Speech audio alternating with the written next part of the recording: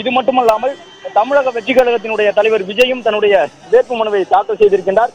விஜயும் சாலையிலே வலம் வந்து தன்னுடைய விசில் சின்னத்திற்கு ஆதரவாக வாக்குகளை சேகரிக்க இருக்கின்றார். எனவே இரண்டு பக்கமும், ஒரு பக்கம் முதலமைச்சர் வேட்புமனு தாக்கல் செய்தார், அதே நேரத்தில் தமிழக வெற்றி கழக தலைவர் விஜய் தன்னுடைய வேட்புமனுவை தாக்கல் செய்தார். வேட்புமனு தாக்கல் செய்த பிறகு முதலமைச்சர் சாலையிலே திறந்த ஜீப்பில் சென்று தற்போது வாக்குகளை சேகரித்து வருகின்றார். அதே போன்று விஜயும் திறந்த வாகனத்தில் சென்று அவரும் வாக்குகளை சேகரிக்க இருக்கின்றார். விஜயை பொறுத்தவரை பெரம்பூர் தொகுதியிலே போட்டியிடுகின்றார், முதல் முறை போட்டியிடுகின்றார். முதலமைச்சர் மு க ஸ்டாலினை பொறுத்தவரை தொடர்ந்து 4வது முறையாக கொளத்தூர் சட்டப்பேரவை தொகுதியிலே போட்டியிடுகின்றார். இப்பொழுது முதலமைச்சர் பயணம் செய்து வாக்காளர்களை சந்தித்து வாக்குகளை கேட்டு வரக்கூடிய அந்த காட்சிகளை காணுகிறோம்.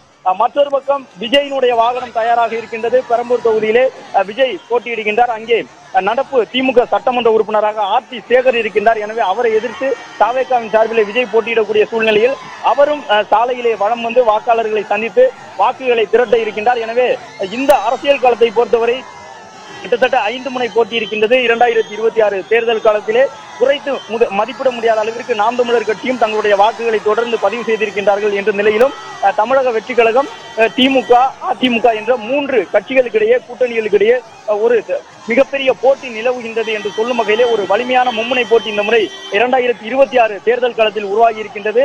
அதிமுகவை பொறுத்தவரை இழந்த ஆட்சியை மீண்டும் பெறுவதற்காக தேசிய ஜனநாயக கூட்டணியின் தலைமை தாங்கி வேட்பாளர் பட்டியலை வெளியிட்டிருக்கின்றார்கள். வேட்பு மனுக்களை இன்று அவர்களும் தாக்கல் செய்ய தொடங்கி இருக்கின்றார்கள். தமிழகம் முழுவதும் தேர்தல் பரப்புரையை அதிமுக பொதுச் செயலாளர் தொடங்கிவிட்டார். இந்த நிலையில்தான் தமிழக வெற்றி கழகம் மற்றும் திராவிட முன்னேற்ற கழகம் தங்களுடைய அதிகாரப்பூர்வ தலைவர்களாக இருக்கக்கூடியவர்கள் மூலமாக இன்றைக்கு தங்களுடைய தேர்தல் பணியை தொடங்கி இருக்கின்றார்கள். முதலமைச்சர் வந்திருக்கக்கூடிய பகுதி சென்னையினுடைய பெரம்பூர் பகுதி, கொளத்தூர் சட்டப்பேரவை தொகுதிக்கு உட்பட்ட பகுதி. அருகில் இருக்கக்கூடிய தொகுதியில் தான், அதாவது பெரம்பூர் தொகுதியில் விஜய் போட்டியிடுகின்றார். எனவே இருவரும் கிட்டத்தட்ட அந்த தேர்தல் நடத்தும் அலுவலகம் என்பது அருகில் தான் இருக்கின்றது. கொளத்தூருக்கான அலுவலகம் மற்றும் பெரம்பூருக்கான அலுவலகம். இந்த நிலையில் தான் ஒரு பகுதியிலே முதலமைச்சர் சாலையில் சென்று தற்பொழுது வாக்குகளை சேகரித்து வருகின்றார். மறுபக்கம் தமிழக வெற்றி கழக தலைவர் சாலையில் பயணித்து வாக்குகளை சேகரித்து வருகின்றார்.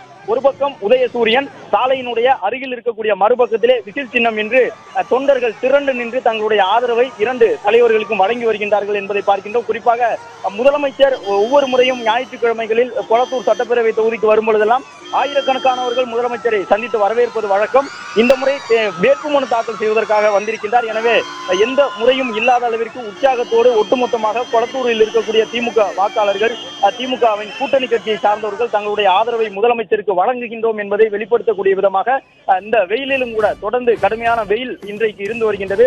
சென்னையை பொறுத்தவரை வெயிலினுடைய தாக்கம் அதிகரித்தே காணப்படுகின்றது. இந்த சூழ்நிலையிலும் காலை முதல் காத்திருந்து முதலமைச்சருக்கு தங்களுடைய வரவேற்பினை அவர்கள் வழங்கி வரக்கூடிய காட்சிகளை காணுகின்றோம். முதலமைச்சர் செல்லக்கூடிய அந்த ஜீப்பை சுற்றிலும் நின்று ஆரவாரத்தோடு, உற்சாகத்தோடு முதலமைச்சரை வரவேற்றுக் கொண்டிருக்கின்றார்கள். நிறைய பெண்களை பார்க்க முடிகின்றது. குறிப்பாக அனிதா அச்சீவர்ஸ் அகாடமி மூலமாக ஏராளமான பெண்களை, அவர்களுக்கு பல்வேறு தொழில் வாய்ப்புகளை முதலமைச்சர் ஏற்படுத்தி கொடுத்திருக்கின்றார். கொளத்தூர் சட்டப்பேரவை தொகுதியிலே பல்வேறு நலத்திட்டங்கள் செயல்படுத்தப்பட்டிருந்தாலும் அனிதா அச்சீவர்ஸ் அகாடமி என்பது முதலமைச்சருடைய இந்த கொளத்தூர் சட்டப்பேரவை தொகுதிக்கு உட்பட்ட வாக்காளர்களுக்கான முக்கியமான திட்டங்களில் ஒன்றாக இருந்தது. பொதுமக்களுக்கான முக்கியமான ஒரு வரவேற்பை பெற்ற திட்டமாக இருந்தது.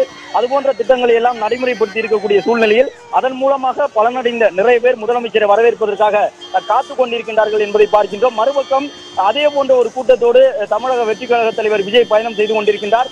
விஜய்க்கு எவ்வளவு வாக்குகள் வரப்போகின்றன, 2026 சட்டமன்ற தேர்தலிலே வலிமையான மும்முனை போட்டி என்பதை உருவாக்கி இருக்கக்கூடிய தமிழக வெற்றி கழகம் எத்தனை விழுக்காடு வாக்குகளை பெறப்போகின்றது, குறிப்பாக பெரம்பூர் தொகுதியிலே விஜய் வெற்றி பெறுவதற்கான சூழல் இருப்பதாக தமிழக வெற்றி கழகத்தினர் தங்களுடைய அனுமானத்தை வெளியிட்டு தான் விஜயை அங்கே நிற்க வைத்திருக்கின்றார்கள். திருச்சி கிழக்கு தொகுதியை போன்று விஜய்க்கு அதிக செல்வாக்கு இருக்கக்கூடிய தொகுதிகளில் ஒன்றாக வடசென்னைக்கு உட்பட்ட பெரம்பூர் தொகுதியும் இருக்கின்றது. குறிப்பாக விஜய் பெரம்பூர் தொகுதியிலே போட்டியிடுவதற்கான வாய்ப்பு என்பது ஒரு குறைந்த நாட்களுக்கு உள்ளாகத்தான் உருவாக்கப்பட்டது. அமைச்சர் சேகர் பாபு மீது கடுமையான விமர்சனங்களை தமிழக வெற்றி கழகத்தினர் முன்வைத்திருந்தார்கள். தாவேகாவை சார்ந்தவர்கள் வீடு வாரியாக சென்று வாக்குகளை சேகரித்த பொழுது அமைச்சர் சேகர் பாபுவினுடைய ஆதரவாளர்கள் தாக்கிவிட்டார்கள்.